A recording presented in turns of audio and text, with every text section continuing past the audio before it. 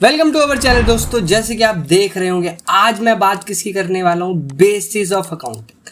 अगर आप first time इस प्लेलिस्ट के अंदर आ रहे हैं तो दोस्तों मैं बेसिकली क्या कर रहा हूँ, क्लास 11th कॉमर्स स्टूडेंट्स के लिए चैप्टर वाइज आपको बताया जा रहा है कौन से क्वेश्चन है, कौन से टॉपिक्स है जो कि आप टर्म 1 के अंदर क्या कर सकते हो, अपने लिए पढ़ सकते हो। जैसे मैंने चैप्टर 1 के अंदर आपको बता दिया है, chapter 2 chapter 3 with notes proper video आ चुकी है, चैप्टर 3 तक हम अपलोड कर चुके हैं। आज मैं बात करने वाला हूं किसकी, चैप्टर 4 यानी आपका बेसिस ऑफ अकाउंटिंग। अब दिक्कत क्या होती है क्लास 11th स्टूडेंट्स को कि भाई आप प्रैक्टिकल अच्छे से करते हो बट थ्योरी में आपको बहुत दिक्कत होती है। अगर आपने बिल्कुल भी थ्योरी नहीं पढ़ी और आप टेंशन में हैं एग्जाम में क्या करेंगे, तो आप जैसे बच्चों के लिए हमने एक प्रॉपर 1 शॉट रिवीजन बनाई है थ्योरी की। लिंक बायो में मिल जाएगा, ज़रूर जाके विजिट करो। बाकी आप देख सकते हो प्रॉपर 1 शॉट इसके अंदर विद नोट्स हमने एक्सप्लेन किए, एक एक टर्म को कैसे या कौन कौन सी चीज़ें आपको पता होनी चाहिए फॉर योर थ्योरी कंसेप्ट करने के लिए। आई बात समझ। आज हम बात करते हैं बेसिस ऑफ अकाउंटिंग।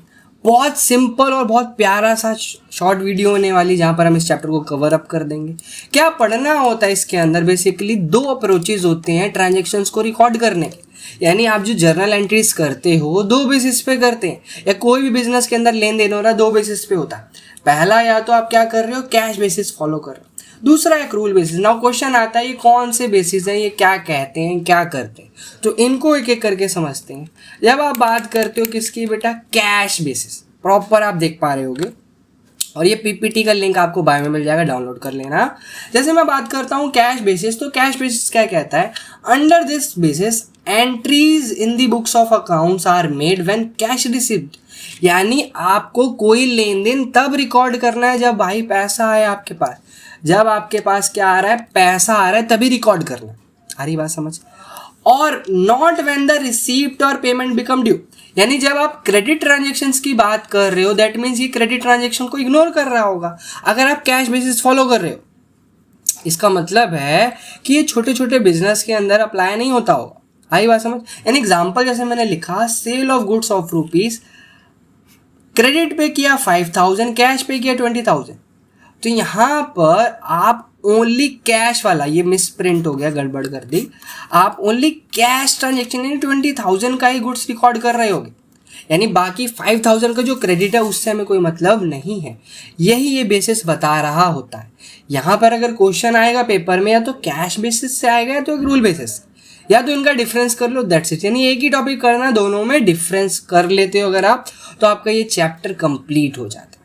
अगला मैं बात करूं एक्रूल बेसिस की, तो एक्रूल बेसिस थोड़ा सा क्या कहता है, under this basis all transaction record in books of accounts whether cash received और नॉट। यानी पैसा आ रहा है या नहीं आ रहा उससे मैटर नहीं करता, वो अगर लेन देन हुआ चाहे क्रेडिट पे हुआ, आप क्या करो, रिकॉर्ड करो। क्या करो, रिकॉर्ड करो। यानी it records both type of transaction, cash as well as credit transaction.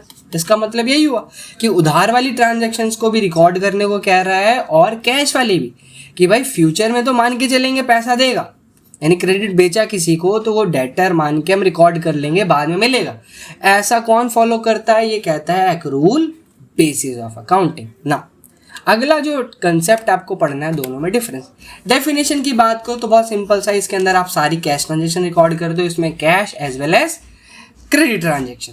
अगला आता है दोस्त नेचर। नेचर की अगर बात करो बहुत सिंपल सा, यहाँ पर देख पा रहे हो नेचर कैश बेसिस का नेचर है, एक्रूल बेसिस का थोड़ा सा कॉम्प्लेक्स नेचर होता है। ये सिंपल होता है बट ये थोड़ा सा डिफिकल्ट होता है, क्योंकि कैश और क्रेडिट दोनों टाइप की ट्रांजेक्शन आपको क्या करनी है, इसके अंदर रिकॉर्ड करनी है।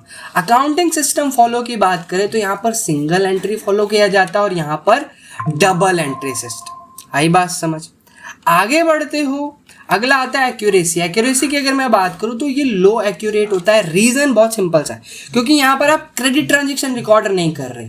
आप ये बताओ, अगर बिजनेस के अंदर क्रेडिट का फैसिलिटी नहीं होगा तो बहुत सारे लेन देन नहीं होते। इन रियलिटी आप बिजनेस जितने भी होते हैं वहाँ पर क्रेडिट ज़रूर होता, चाहे एक छोटा सा बिजनेस हो चाहे बड़े बिजनेस हो।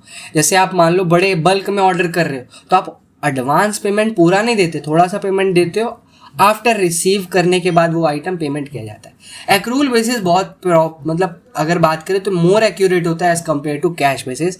सिंपल सा फंड है, क्योंकि यहाँ क्रेडिट ट्रांजेक्शन को रिकॉर्ड करते हो। अगला आता है ऑडिटिंग के बारे में, तो यहाँ पर proper financial statement can not be edit, यहाँ पर किया जाता है ऑडिट वगैरह। तो ये प्रॉपर चैप्टर हो गया दोस्तों, 5 से 6 मिनट का वीडियो होगा। हमने प्रॉपर आपका वीडियो को चैप्टर को ख़त्म कर दिया इस वीडियो के अंदर। Thank you for watching. ऐसी वीडियोस लाते रहेंगे। नेक्स्ट किसकी आने वाली अकाउंटिंग इक्वेशन कमेंट करके ज़रूर बता देना। अकाउंटिंग इक्वेशन का नेक्स्ट लेके आना, जल्दी लेके आएंगे। ऐसी वीडियोस लाते रहेंगे। आई होप आपको समझ आ गया। चैनल को सब्सक्राइब करो। मिलते हैं नेक्स्ट वीडियो में, तब तक के लिए बाय। जय हिंद, जय भारत।